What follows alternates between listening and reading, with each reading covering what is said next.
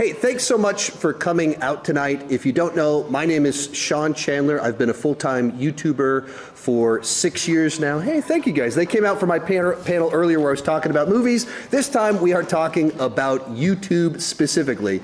And last time we had like a big clapping section, but since this one isn't, it's a different vibe, so I didn't make you guys clap for me this time. But so I started my YouTube channel on a whim in the summer of 2016. I went on a date night to go see Lady Ghostbusters. That is literally the picture that we took that turned out to be a life-changing date in my life, and we happened to put the silly filter on it. We never use the silly filters except that one date, and that's the one that changed my life. But so we saw Lady Ghostbusters, and the online discourse surrounding that movie was, if you like it, you're an idiot. If you don't like it, you're a sexist. And I was like, you know, maybe there's more than two options. So I went to YouTube and I shot a movie review that I tried to be a little bit more balanced. This is what was good about the movie. This is what was bad about the movie. And as it turns out, that little choice changed the trajectory of my life. 2.5 years later, I was able to quit my job and go full-time talking about movies on the internet, which has kind of like been a dream come true. For me, it's cool that I'm a film critic. I do career day at my kid's elementary school, and no kid cares that I'm a film critic and I'm on the news and interview actors and directors. All they care about, you're a YouTuber? Wow, I want to be a YouTuber. And they all freak out about that, which it's fun in its own way. But I kind of have two different fun jobs.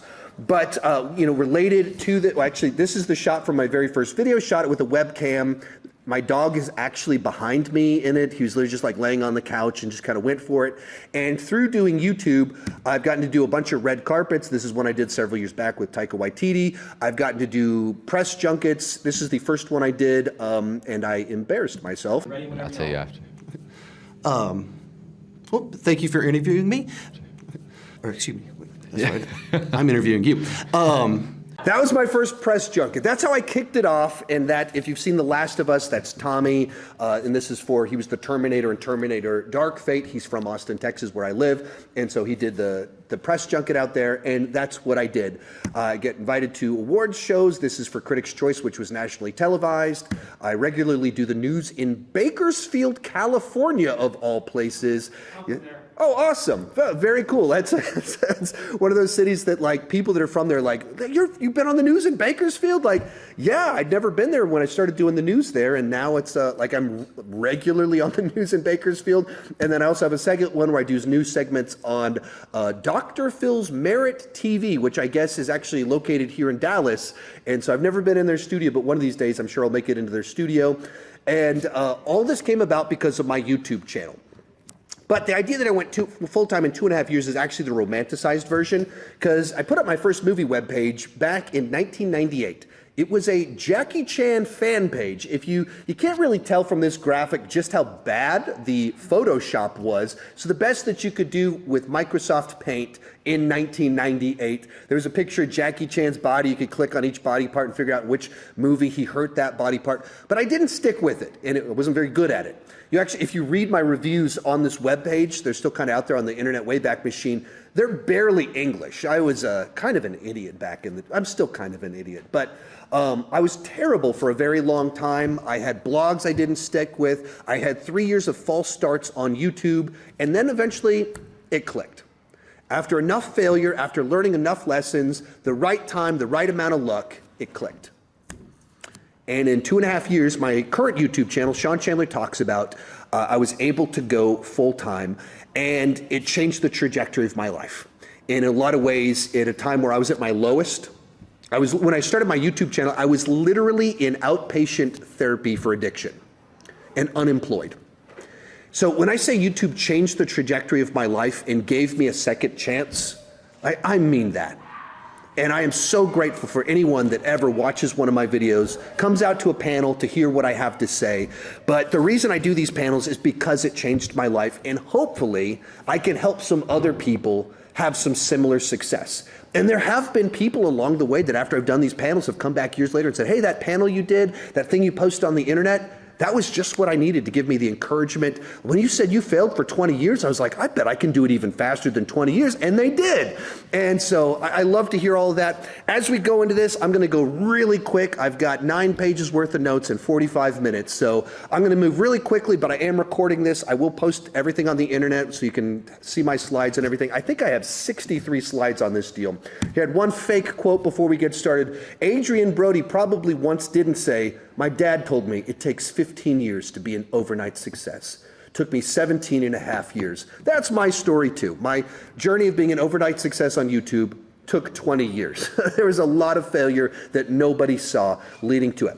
But if you want to grow on YouTube, growth starts with a unique idea.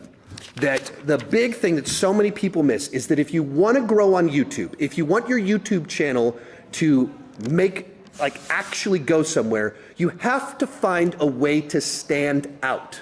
If you just stop and think about it, YouTube is a little bit like Where's Waldo?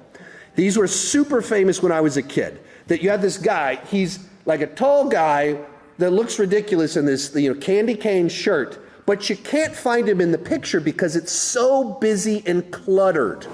That's what YouTube is like in almost every niche. Whatever you want to do, it's a big Where's Waldo where you can't even find something that's good and interesting because the space is so jam-packed. And so the obstacle most people run into is that they're creating the exact same thing as everyone else. You start because you're inspired by someone, and so you try to create that exact same thing that they're doing. But whenever you do that, all of a sudden you're just a cheap copy of someone already established. And when you're starting, I understand you just need at-bats. But if you want to grow, you have to find that idea where you stand out. If you stop and think about it, you go to TikTok, YouTube, whatever, to look up a video on gardening, there's probably 10,000 videos that scratch that exact itch. And stop and think about that. Whatever your deal is, video games, cosplay, in the case of me, movies, anime, is the video you're creating, does it scratch the exact same itch as 10,000 other videos? Well, why would someone pick your video if they don't know who you are? So you have to find that idea where you scratch a new itch. And that's where it gets hard because it's tough to come up with a fresh new idea. And like one of the deals, the stories that I always find so fascinating, the Beatles started out as a cover band that for years they played in bars. They do these 7-hour sets playing cover songs, other people's songs. But the Beatles are not famous for being a cover band. They got a couple famous songs that they didn't write. They're famous because they wrote a bunch of the best songs ever made. Cover bands don't change the world.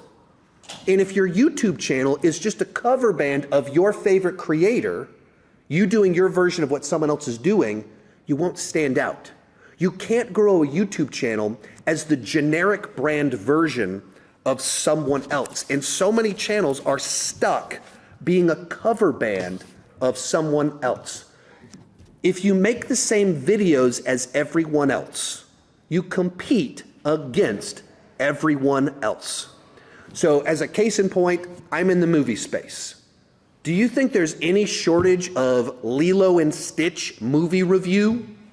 There's a shortage of Mission Impossible Final Reckoning movie review. There was a point if you're my age, back in the day, if you wanted to watch a video review, it was Siskel and Ebert.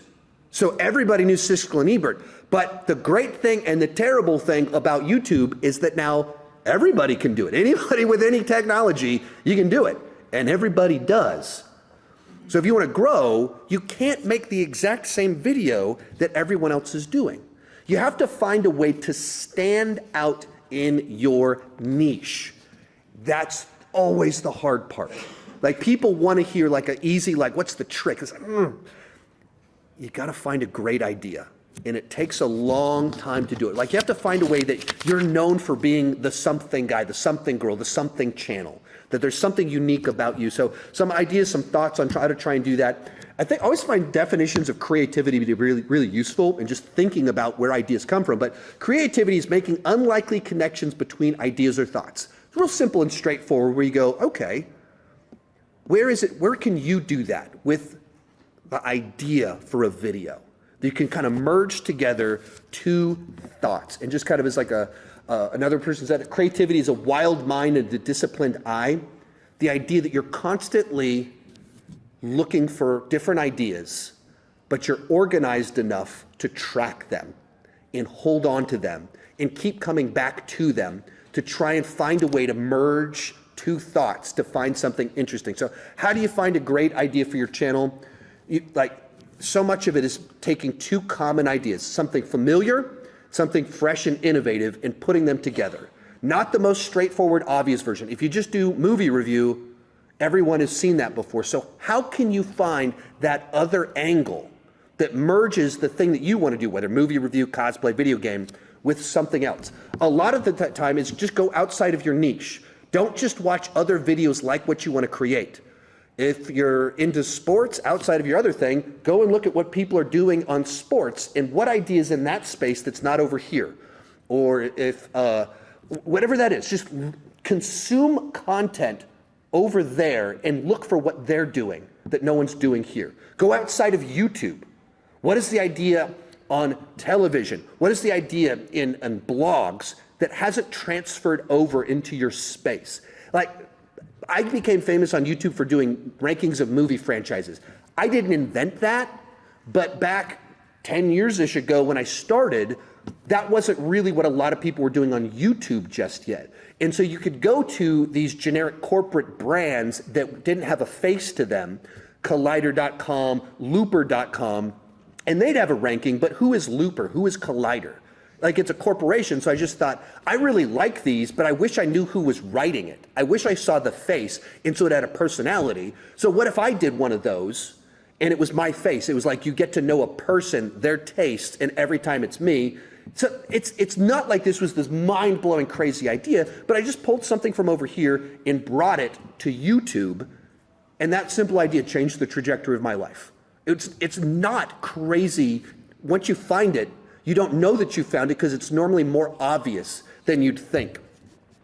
And you need an idea that you say merges genres. You need something that's easy to understand. Like if you have to explain it for 2 minutes for people to get it, it's probably too complicated. People all the time, people are like, you should do a video like this. And I go, that's really cool, but nobody, to get people to click, you have to explain it. They don't know what it is before they click on it, so it's not simple enough. And the other thought that when I heard someone say this, it was so fascinating. Low effort content has the most competition. Everybody's fighting for the bottom. 90% of people are all at the bottom. So if you can find that thing that you can do that's extra level effort, that's where there's less competition. And you immediately cut through. And what is that in your space? Like, think even, like I said, keep going back to movie space, but sitting down and pushing record and being a talking head, anybody can do that. And there's a lot of funny people, there's a lot of entertaining people, there's a lot of people doing that, there's a lot of competition. But like video essays, there's not as many people doing them because who wants to write an essay? Like, it's work. It's literally you're doing your homework. And so there's less people doing it. But that also means there's less competition. It's easier to stand out when you do that. So what is the thing that you can do that you uniquely can do?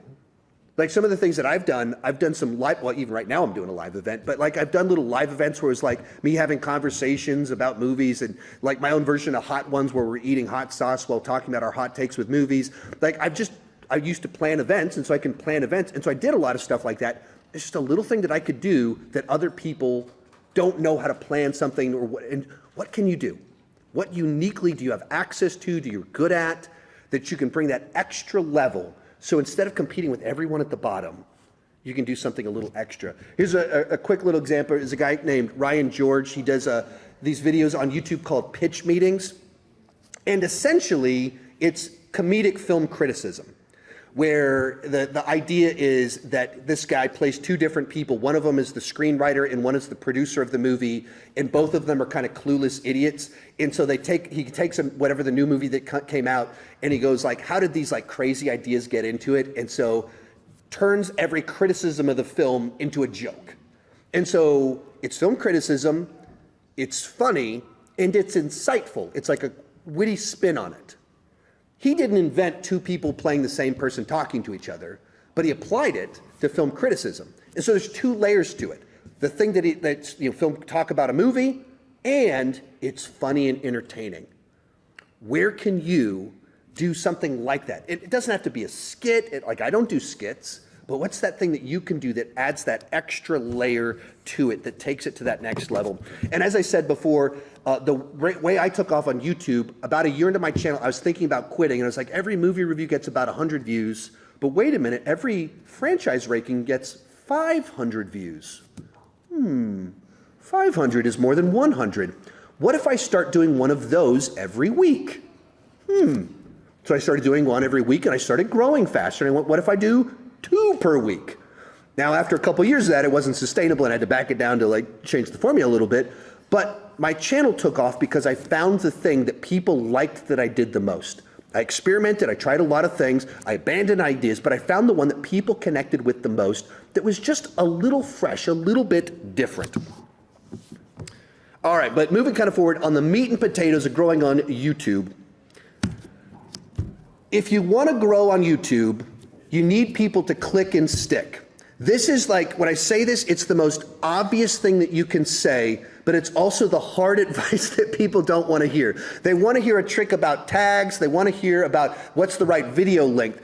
At the end of the day, you have to find come up with a great idea that's fresh and innovative, and then you need to find a way to actually get people to click on your video and stay on it. YouTube's whole business model is to get people to click on a video and then an ad runs. And then people keep watching, and a few minutes later, a second ad runs. So if you fundamentally need to understand how does the YouTube algorithm work, it's literally getting people to click-through rate, and watch time. It's those two things. So if you can figure out how to get more of those two things, you will grow on YouTube. It's kind of like when it comes to fitness. All the time people want the latest hack, the latest trend diet, like what do I need to do if you just eat this one thing, if you don't do this one thing, do this one exercise. The plan to get in shape is actually pretty simple. Eat healthy and exercise. If you want to lose weight, eat fewer calories and do a bunch of cardio. If you want to gain muscle, eat a bunch of protein and lift heavy things. It's pretty straightforward generally speaking on fitness. Same with YouTube. The basic concepts of it are real simple. This is the YouTube algorithm. It really is as simple as that. That if you can get people to click on your thumbnails and titles and stay on the video, you will grow. And YouTube is owned by Google, and they track everything. The really boring work of YouTube is going into your analytics and seeing ripping the Band-Aid off and realizing people click away early on. Why did they click away? But it gives you all this information. There's audience retention. It will show you exactly when people leave your videos. And so you can dive in and study all of this and figure out how it works. So let's unpack these two things. Principle number 3, if you want to grow on YouTube, you need awesome packaging. What I mean by that is that you need titles and thumbnails that are enticing to people, that get them to click on them. That is the packaging. You stop and think, how do people actually use YouTube? Stop and think about every YouTube channel that you have ever discovered. You opened up YouTube and it shows you 10 thumbnails, and there was some random one that you went, oh, what's that? And the thumbnail and title created a little itch in your brain, and the only way to scratch that itch was to click on this video from a new channel, and you discovered your new favorite YouTube channel. That's how it works. And so you have to do this deep dive to figure out how can I package, we got to come up with an idea that's interesting and unique and fresh and stands out. And then you have to package it in a way that is interesting, unique, and that stands out. Once again, Lilo and Stitch movie review, there's no shortage of that. Why would they pick yours over someone else's? So what is the title and thumbnail that goes to that extra level. So what's the, if you want to break it down, how do you get the click? You have to have a great topic. This is kind of the central concept of marketing too. Marketing starts with a great product. If you have a great product, it's much easier to market it. That's if you have a great product, a great topic, it's easier to come up with a great title. But then you need the title that actually creates that open loop in people's minds, that creates that itch. And then an eye-catching thumbnail that makes people go, what is that? What's that thing right there? And they just have to click on it. So intriguing titles, they're clear, concise, and create an itch that the video scratches. This is, once again, I've had people tell me, like, what would be cool to do if you did a video like this? And they pitch something to me, and I go, that's pretty cool, but I don't know what the title would be. I've literally had ideas where it's like, I've brainstormed, like, I want to talk about this thing, and maybe I will at some point in time just because I want to do something just for me. But in terms of growth, and that's what we're talking about today, in terms of growth, you have to think, how do you package this idea in a way that people can understand it? It's clear and concise, it's tight. Because you think 10 thumbnails pop up, 10 titles pop up, and you need that one that they look at it and they go, oh, what's that? Oh, that's interesting. I've never thought about, wait, you like what movie? Oh, I wonder how you create that thing. That's what you need your title to be able to do. And just kind of like, quick example, which is a better title? Ant-Man Quantumania movie review, or Ant-Man Quantumania ruined the MCU. Like, one of those is more provocative. Like, it's pretty straightforward and simple. Like, which one makes you go, yeah, that's true. That's when the MCU jumped the shark. Or you do the flip side. Ant-Man and the Wasp Quantumania is actually great. You know, it has the lowest Rotten Tomatoes score of any MCU film. People hated it because what it did at the ending. So if you say, this is the best one, then people go, really? What's your argument? It's, you do that thing that either like makes people go, yeah, that's true, I agree. Or you go, what? You're insane. What are you talking about? But you just spend a bunch of time on your titles. That is so pivotal. So key to eye-catching thumbnails, you want them to be visual, professional, and tease the topic. So how do you tease the topic? You don't need to put a bunch of words. Don't copy your title on the thumbnail. How do you visually tease the content of the video? And you want it to look professional. This is your packaging. Stop and think about this. People, when they're picking what to click on, are looking for social proof. So if they see a video that has 1 million views, they go, oh, 1 million views, maybe there's something good here. They see a channel with 1 million subscribers, they go, oh, people have already said they like this. If they don't know who you are, what social proof can you offer? A good-looking thumbnail gives perceived professionalism. It's an early indicator that your video is worth their time. So sitting there and developing early on a great thumbnail template, spend a lot of time and make something you really like once, and you can use that in the future. Like a friend of mine that does video essays, one of the things he's really good at is just like these really like eye-catching thumbnails that have a central thesis put there right there in the thumbnail. And like he'll have like these very provocative ones where like Amazing Spider-Man 2, which a lot of people think is one of the worst Spider-Man movies, he thinks it's one of the best ones. And so like that's like people hear that and go, what? You love you think Amazing Spider-Man 2 is perfect? It creates an itch in your brain. And you see the thumbnail and it looks slick and you go, all right, well, I think the guy sounds crazy, but at least he has some professionalism, so I'm gonna click on this thing. And so you look at some of his other ones, like they're very slick and they have very strong, definitive opinions. The Fast and the Furious 9, disaster. Top Gun Maverick, perfect. Like, if you're mad about the Fast and the Furious movies and that they've got cars in space, he's got the video to roast it right along with you. It's right there. Or if you love Top Gun Maverick, he agrees with you. But they look slick, the ideas, like the title, makes it very clear this provocative idea that we're going to explore, and there's perceived professionalism from the thumbnails. So really great packaging. Some quick tips on this one. Write your title before you shoot the video. Like most people, they make the video and they go, oh, what will my title be? Start with the title in mind. Start with a great title that's provocative, interesting, and then make the video match that. And you make sure that your video delivers that value. Oh, I forgot my friend that I mentioned just before with the video essays. He'll message me 3 thumbnails, and he'll message me like 3 titles, and he'll say, what's your favorite title? What's your favorite thumbnail? What's your favorite combination? And we'll brainstorm back and forth to like, I like this one's enticing, but this one looks slicker. And to find the best one. So like really spending a lot of time on the packaging. Here's one that may get you a little bit of trouble. People have a lot of opinions on AI. Use AI to help you come up with titles. And literally what I do when you partner with Skynet, if you want to help the robots defeat us in the future, Adobe Premiere allows you to export the transcript of your video. So I'll export the transcript of my video, and it's too small a text, but this is literally text that I just have saved, and I copy this into ChatGPT, and at the end I post my transcript and basically say, here's my transcript, and come up with 10 highly clickable titles, write a YouTube description, and come up with 15 tags. Like, it's the busy work, like writing tags. That's what Skynet is good at. And so I literally just put it in there, and their titles, I virtually never take one of them one for one because the AI is not actually that good, but it gives me ideas. And I'll go, I like this about this one, I like this about this one, I like this about this one, merge the 3 together, run it through a human, and you get a really good title for it. But it's basically, it helps with ideation.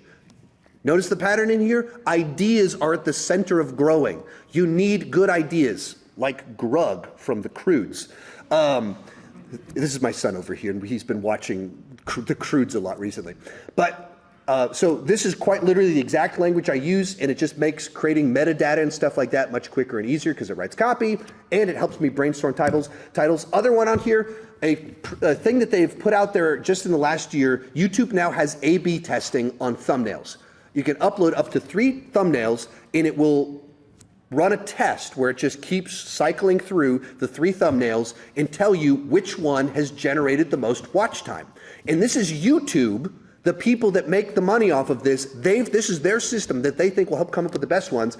And so I'll just kind of come up with 3 variations for each of my thumbnails. And like, here's one right here. If you can see this, the difference between the winner and the loser was over 20% more watch time. That is a huge margin. And it tells me that design at the bottom, people don't recognize that as one of my thumbnails. I broke my pattern too much. And then the one at the top, that was just the right detail that like, it was so much better of a thumbnail. And I learned what not to do, and I learned what word people liked in my thumbnails. But you know, most of the time it's a smaller difference, and kind of learned right here, if I put a mask on, 5% fewer people clicked on the same thumbnail if I'm wearing a mask instead of showing my face. Well, why? Because my thumbnail, my packaging, my brand is my face. So if I cover it, it's fun, it's cute, but people don't recognize me as quickly. And so it's 5% less. This video has 80,000 views. 80,000, a 5% difference is a very significant difference and makes a big difference over the course of the video. Here's a more recent one. It's small, but it's like a noticeable difference. My Mission Impossible thumbnail, if you put Tom Cruise's face on it, people recognize that a lot faster than an artistic rendering of the key from the last movie.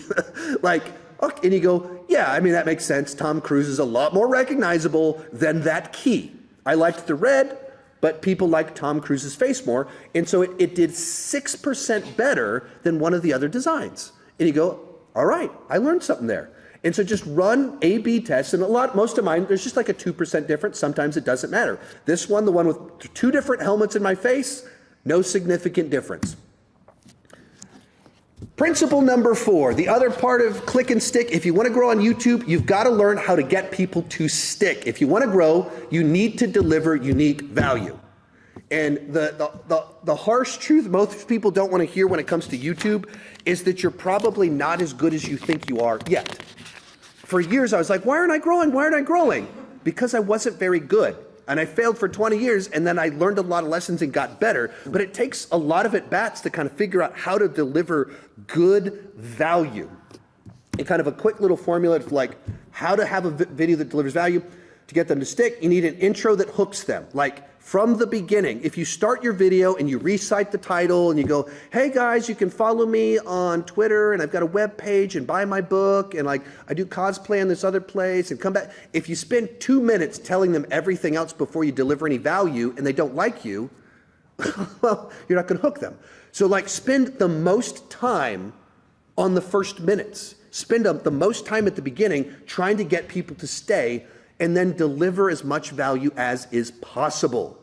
Like over deliver, like whatever that looks like. You are asking people to give you their time. Stop and think about that. Every other video you get like is competing for their attention, and the outdoors and television is competing for their attention. You're asking for their time. You have to deliver value. Next one is kind of the idea of proper pacing. Actually, I can loop back to that in just a second. But when it comes to delivering value, every video needs to be entertaining, useful, or insightful. Kind of whatever niche you're in, it has to be one of those. If you're an entertainment channel, are you a how-to channel, like how to do cosplay, how to beat this level, or it just needs to be insightful, like mine are mildly entertaining, but hopefully I'm providing insight into movies. You kind of play that out. Channel called Dude Perfect. They got like 60 million followers. Are they useful? Not really. It's them like doing trick shots and doing game shows and doing wacky stuff. Are they entertaining? Yeah, they're really entertaining. So they're not insightful, they're not useful, but they're very entertaining. A few years back, my lawnmower broke. I looked up this video on how to fix it. I don't know anything about fixing small engines, but he does. He was not entertaining at all. He did not make me laugh. Production value was not very good, but he was useful. So I watched the video multiple times because he knew what he was talking about and he knew how to tell me how to fix this thing. And so he was useful. So whatever your channel is, whatever the thing that you're supposed to value, if you're trying to be funny, then deliver a lot of funny at a real quick pace. If you're trying to be insightful, have actual good things to say. Don't say a bunch of fluff. Just like think through how can you be entertaining, insightful, or useful. If you want them to stick, you need to deliver on the value promised in the title. This is like going back to like always trying to make sure that whatever you promise in the title, people hate clickbait and they will leave you immediately if you just like come up with a provocative title and don't deliver on that. But if you have a provocative title and then you deliver on it, that's what people love. But also, like when I say have value, this video right here for about 6 months was the most viewed video on my channel. It's a trailer reaction for Guardians of the Galaxy Volume 2. What I did was I did it as a live stream, but I said the settings wrong, so the audio is going the whole time. Also, in order for people to watch the trailer with me, I'm watching the trailer on one phone and I'm holding a different phone up to the screen. You might have noticed reaction channels never do that because that's a very stupid thing to do. That is a very low quality thing to do. There's also an additional detail. If you will look in the bottom left of the frame, my child walked in as we were doing that. He is now much older now and has had recent brain surgery. That's the marks on his head. His brain is in the little paper next to him. But at the time, he just walked in and he started to pick his nose. So the audio is going, the video quality is me holding a phone up to the camera and my son is picking his nose. So if you look at the audience retention of this video, I mean, it starts like this and just dips immediately. So I got lucky with the algorithm, so like 16,000 people watched it, but nobody stuck. How many subscribers did I gain? Very few, but more importantly, this is very early in my channel. Now I've got hundreds of thousands of subscribers. At the time, I had, maybe 1,000. Actually, maybe even earlier than that. Like 1,000 subscribers. 16,000 people. That means 15,000 people saw my channel for the first time and they went, wow, this guy's like the worst reactor on the internet. Like, this is the worst quality video I've ever seen. So you have to deliver. Just because you got views doesn't mean it was a win. You need them to click and to stick. That means you gotta deliver value. On pacing, you want the video to be as long as it needs to be, but as short as possible. That's the best principle. Like, how long should my YouTube videos be? Like, everybody's different. Like, I've been in communication for a long time, a lot of public speaking, so I can tend to hold people's attention a little bit longer and talk way too long but have things to say. Most people can't do that. Or if you're trying to do entertainment content, you don't want a joke to happen every 2 minutes. You want it to be much faster paced. So keep it as short as possible, but as long as it needs to be. And another pro tip on this one, know exactly, you want to bait what they're going to do next. So know exactly which video you want people to watch next. So when they finish your current video, you tell them exactly where to go next. As we mentioned earlier, YouTube is owned by Google. They track everything and they tell you which videos are working. They give you kind of this 1 out of 10, and that tells you, generally speaking, what topic has the most interest or what thumbnail kind of worked the best. Pay attention to all of that. And it tells you what YouTube values: views, click-through rate, and average duration. That's the information that it tells you. They're trying to communicate to you what matters and in what way this video is succeeding. They're trying to share all of that with you. Listen to them and learn from them. As we mentioned before, the algorithm, the click-through rate plus watch time, once again, on your loading page, that's what it shares with you. Oh, I forgot this is the graphic of the audience retention on that Guardians video with my son. You just look at it, it literally, average view duration is under 20% on a video that's only 5 minutes long. Like, it immediately goes, and just people stopped watching because it was horrible. But YouTube tells you exactly when people leave. Back when I was starting to grow, I did a YouTube course and I did like a 20-page research paper on my own YouTube channel. And I looked at my strongest performing videos and I went through what is the exact moment when people clicked away? What did I do? When did I go on too long? Where was my pacing off? I need to do it again and continue to do the hard work, but it's the work that, whatever your niche is, if you like cosplay, anime, and whatever it is, that's the fun part. The work is diving into analytics. Principle number 5, the shorts are the shortest path to growth in 2025. Right now, YouTube is pushing short form content, in which case shorts are shorter, so people consume more of them, so it's much easier to get a lot of views because people just do this. Watch one, move on to the next one. So they watch a lot more of them. And if you do both long form and short form, it's 2 different audiences. The person, I don't watch any shorts other than when I open Instagram, but I don't consume shorts as a thing. So it's a different audience. And there's people that don't want to watch the 20-minute video, they want the 1-minute video.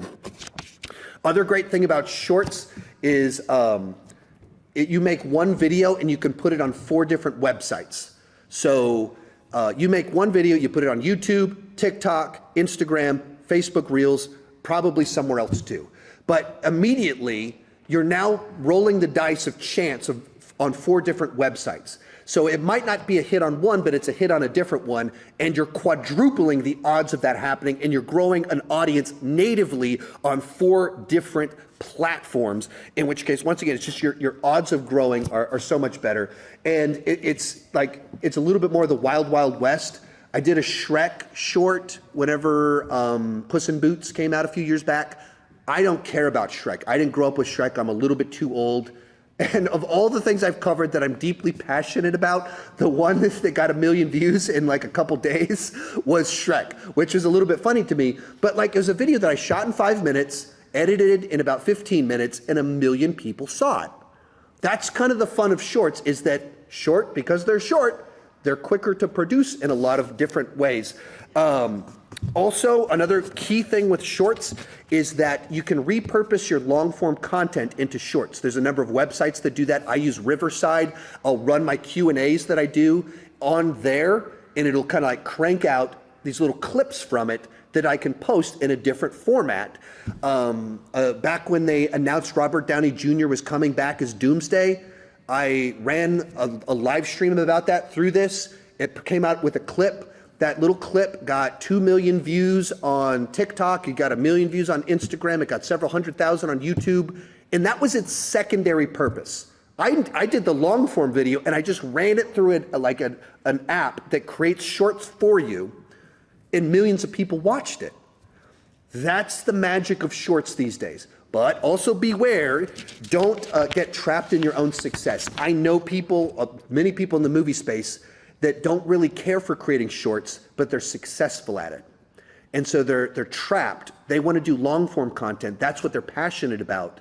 But they had success doing something different. Final couple principles on here.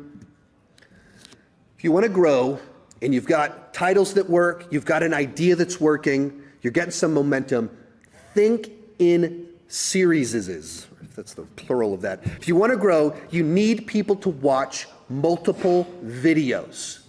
That you stop and think, the way the algorithm works, this has happened to you.